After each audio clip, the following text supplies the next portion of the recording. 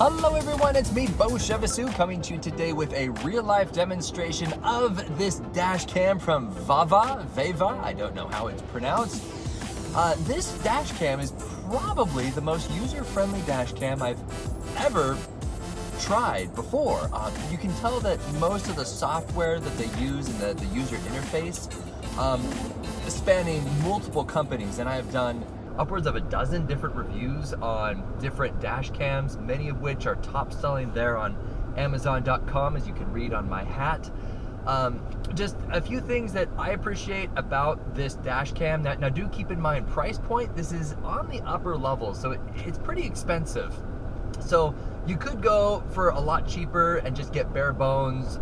For example, you would get a camera looking just straight ahead. This one in particular, obviously you can see that it is, oh wait just a moment, look at this construction right here. See, this is a great example. What if that they swerved out in front of me and they hit me, and they'd be like, hey man, you hit us, and you won't believe how many instances where I have said I have a dash camera and immediately it's resolved and they take ownership, or whoever is really at fault. So dash cameras are incredible inventions, but I'm not trying to oversell you on the concept of dash cams. I want to actually talk a little bit about the features. So as I was saying, it has both front facing and rear facing. So let's say, for example, if you're an Uber driver, or let's say your kids are in the back and they do something cute, right guys? And then you'll still technically have that on film, on camera. Now the one thing to keep in mind with this dash cam is that it does not come with a micro SD card, so you will have to buy one separately. Be sure to get a fast one, above class 10 or class 10 or above.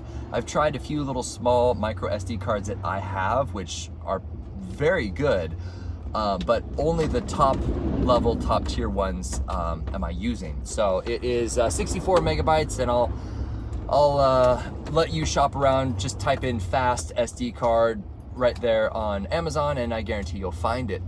As for some other little unique features in this dash cam, it's rather interesting, is the fact that it's magnetic on the mount. And so you can actually just hold it right on the mount and it clips on, which is very, very nice. And it's a strong magnet too. It's not going anywhere. It actually takes some oomph to get it off. But I would say, with most dash cams, I get a little annoyed with how they fall off just randomly. Let's say, you know, they just kind of jostle loose. This one will not jostle loose. It's very, very sturdy.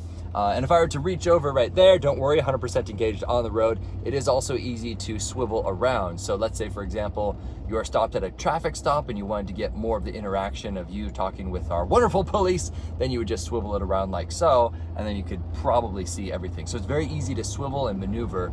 Most dash cams do not have that ability. They're just kind of locked in there. So let's go ahead and swivel it back like that. It also has an LCD screen on there.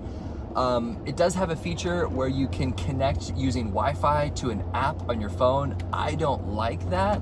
I would much rather take the footage physically off of there and put it into my computer and then upload it so that I can actually save the physical video file.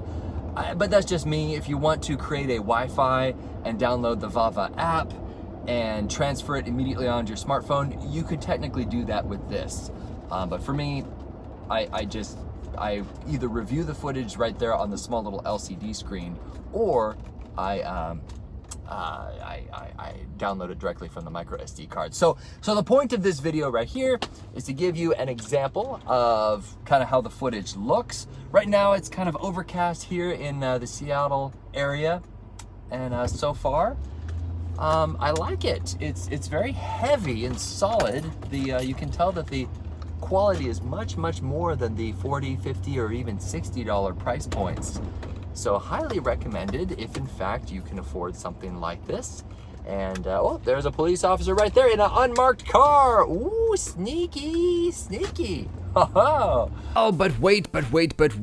Okay, so this, I really wished a lot of people before buying a dash cam would actually give me the behind the scenes as to what it looks like once you get your micro SD card and you plug it into your computer. And so, sorry, I thought I was gonna let you guys go, but I was actually looking at the footage on the SD card, and this is really, really interesting. This is kind of cool. Now, first of all, I'm on a Mac computer, but what's so nice about this is it actually records it in a codec that I can play. So let's go ahead and just push the space bar on one of these, and that's the footage that kind of pops up, and this is raw footage that plays natively. You don't have to convert it or anything. Yes, there are some dash cams out there with some weird, crazy overseas codecs, and these files have to be converted every time, but not in this particular case. So these do appear to be recorded in 60-second chunks. You can change that. I prefer the little 60-second chunks. Yes, it does record over them. I've got 64 gigs in there, and it looks like for every, you can do the math if you'd like, but I just kind of wanted to show you, for every 60 seconds is about 100 megabytes for the back-facing camera, and for the front-facing camera, it's about 150 megabytes.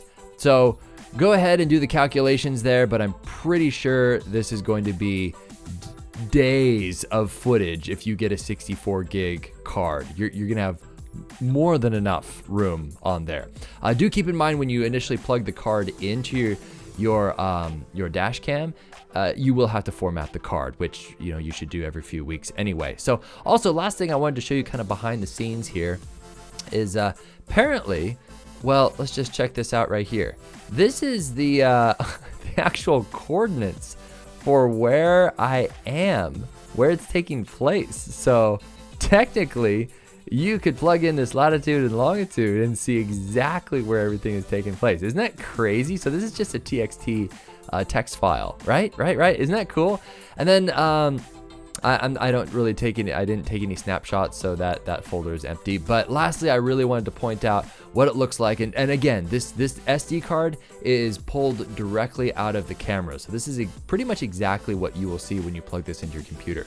Lastly, this emergency bit right here. And this happens when, check it out. So it sensed that I was jostling the camera when I was in the neighborhood right here.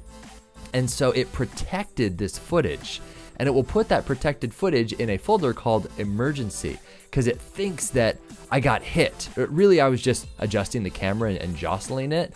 But isn't that cool? It kind of protects that footage right there. So that's it. That's a little behind the scenes as to what everything looks like on the actual card itself. And you can just copy and paste this onto your computer. You can drag it in, and I'm editing in Final Cut 10 right now, and I see that right in here. And so I have this upper footage right here is the rear facing camera, and then this is the front facing camera, and then this is my iPhone camera right down here. I recorded them all at the same time, and so that's pretty cool that the footage from the camera is not superimposed. You know what I mean? It's not like this tiny little box in the lower right. It is its own standalone clip. It's its own video. Like the rear facing camera is the whole video right there. It's not cropped or anything. Does that make sense? Okay, so anyway, highly recommended. Awesome camera. That's it. Now I'll let you go. God bless you guys.